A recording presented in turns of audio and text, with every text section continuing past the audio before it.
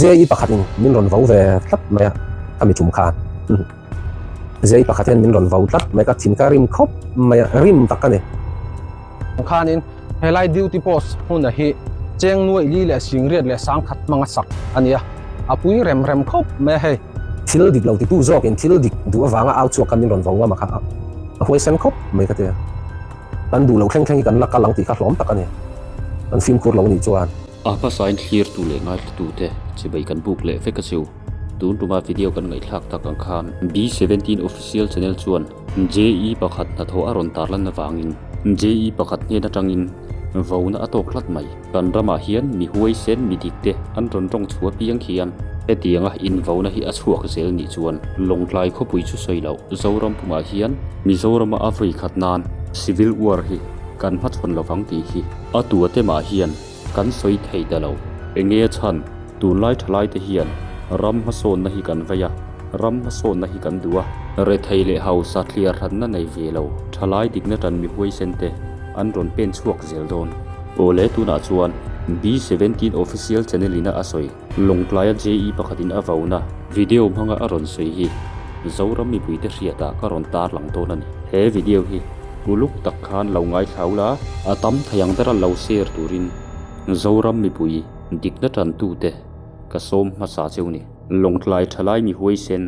dikna tan ngam tak tak te kha in ron pen chuak ngam ve do nem ole tu na chuan video a thu soite kan ngai thanga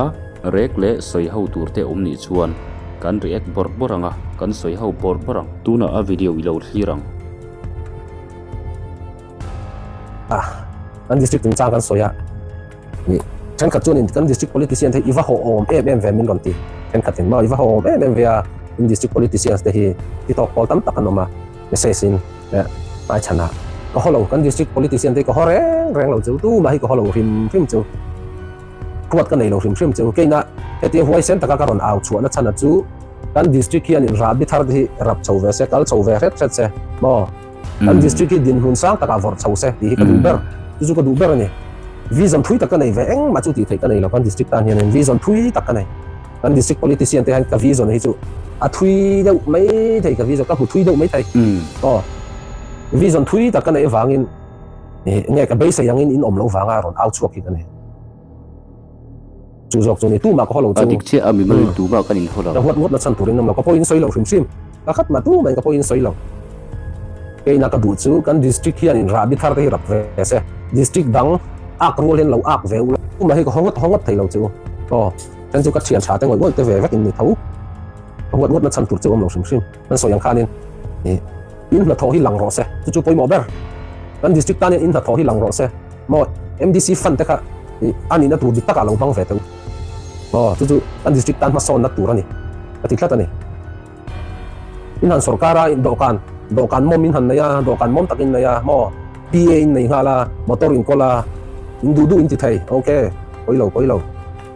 reng lo in han sarkar che dokan in chu chia in chung te na lang in chung te ngot na in la char in chung te lo midang pa ni tu min la khang tiang tur khan ni lo na chu lo ru koi lo ma se dik lo takan halak hi thil than ni lo rim thil hi ka het tam lu tu information ka soi to ka information ka dong na sal tu ka thu riat zong ka soi chuan in kan mual phau lu tu zok ang chu wang chuan in inom dan in che hi kan ngai chang rang chu ni lekin a chuan in kan du lo thleng kan la ka lang ti kha hlom tak ani kan film kur lo ni chuan mo chuan in ka video pakhat ka soi lawang kan ti zeta soi ka du tat zanin chu fake slug treatment plan chung chang kha fake slug treatment plan chung chang kha video khan oma lo check te ko video khan in Lawngtlai district in ek song bol na mai kan na ya ami chung chang te po kha soi zui a ho viwa zai pakhatin min ron vo ve tlat mai kami chum khan zai pakhatin min ron vo tlat mai ka thin ka rim khop mai rim takane thil dik lo ti tu zok in thil dik du awanga out chuak kan min ron vongwa ma kha a hoi sen khop mai ka te tu la hianin ka ri ru hi la dam chi lo ani min vo da na kha soi te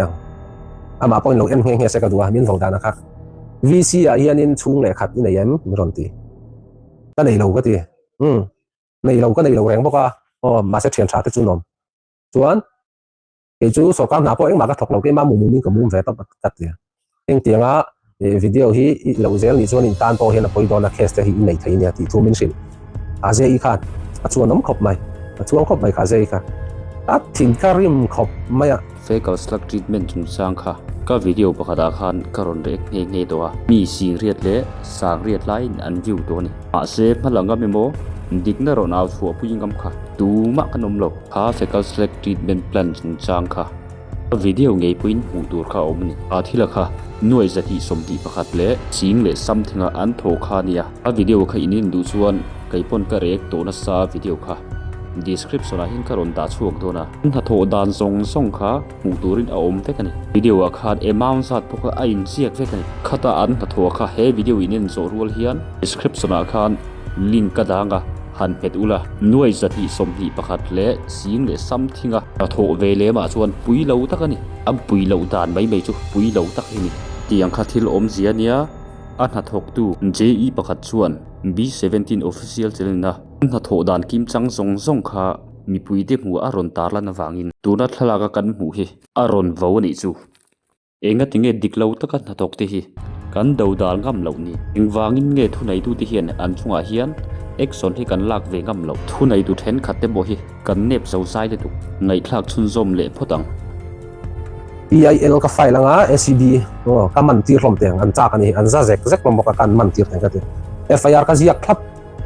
khamini khan FIR ka ziak thlap a case file turin ka in buat sai vek to mo slak fecal slug treatment plan chung changa khan ai amount kha lian sia an thok chia an thok tha ti lama kha ka video khan ka soi lo shim shima mo a to pa ai aro pui lo khop mai ti kha ka soi khan mai ta min ron vom delete ro min ron ti ka delete lo fang dia nomor ro se kum khoi nomor ro se ka ti adik chia full support chu engwanga ro soi ka nge ka ti chuanin kan district chunga cheng te hian tu ma hian kan lo mangai lo reng ti hini ka soi tum zo ka chu no a official district council an nei ngoi te kon kan district hi pakhat ma mangai na chete ma hian lo nei lo ti ka re chuak chia chu thu dik ani na kan thokang contract kan thokang e chu contract ka thok ngai lo wa ne thok vai ta la thodan poi ka thiam chuang ka ring mi lo ta contract kan thok an hu ni chon thok ro se mo le po nei ro se a poi lo poi ka ti lo sim ma se ku like MMTTP ro ta fecal slug treatment plan ka chu bon lu tuk ta ni ai amount ka nuai zan hi som ni pakhat loi ani ku lai BLZ te akwanin kong lai nan te le thil dang siam nan khanin nuai zan hi som ni pakhat ka man ra la nia mo pui ta ka ni pui ta FIR lo che hu van nei hlero van nei ti hlero FIR tai lang chuan in tang nu lang ai nam hloi zong ka chu in tang sim chu zena in wanga ron sei chung nga ka ti chung kha ka sei to kha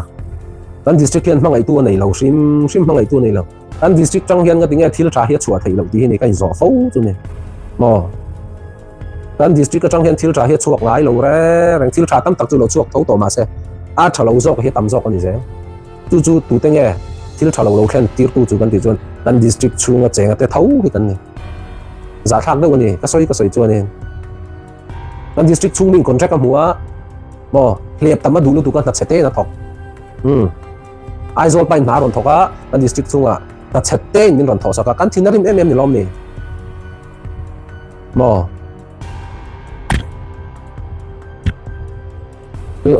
ilam tang hen advocate kan nom mai the ne alo mo me chu wa chu ni ai zol district atang in contract lian puyan ron thoka kan thinrim a kan district chung mi nge atang in contract na an thoka an moi le ni beng nei lo mit nei lo wang chen kan nom e chu khang teng ka thei lo ani ka thei thot lo ni mo for example la pakhat che ka soya Lawngtlai bypass road chung chang kan sia te ro ni kuma khan sorry last year or this year a chiang che lo ni kum nge kum tir nge ka chiang che lo ta khan Lawngtlai bypass road video viral va ka kan huwe nan hu te roถ้ามีจุงจ้างข้าลงไกลเข้าปุยชุ่งลงไกลเข้าปุยข้าอันชิ้นนั้นริมเลี้ยนี่ข้าเดียวตรงนี้ทิ้งริมเราผมตาข้า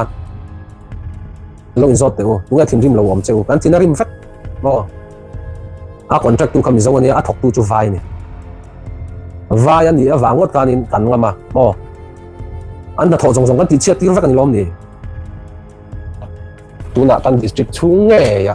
facial slap treatment plan nuai jang hi som hi pakhat man tho ania an no tho ku tu main voice nei ngam kan nom lo voice nei ngam kan nom lo